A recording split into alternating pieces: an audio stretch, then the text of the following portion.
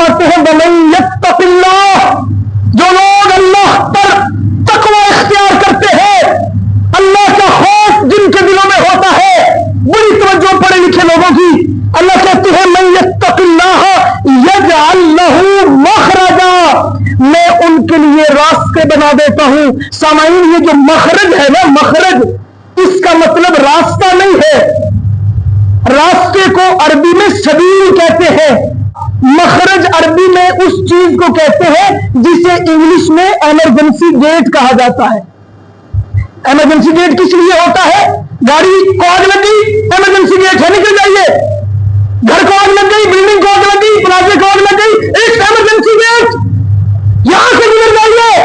اللہ کہتے ہیں من یتق اللہ یجعل لہ مخرجا، جو ان پر تقوی اختیار کرے جب سارے راستے بند ہوتے ہیں۔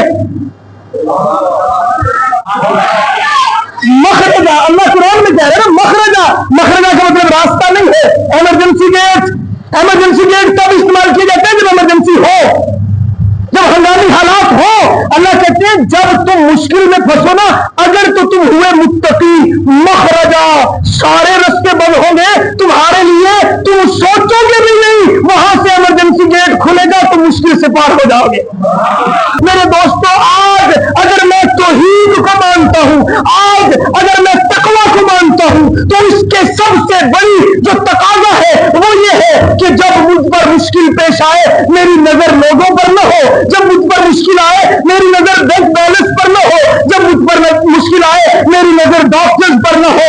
انما اشکو بثی وحزنی الی اللہ،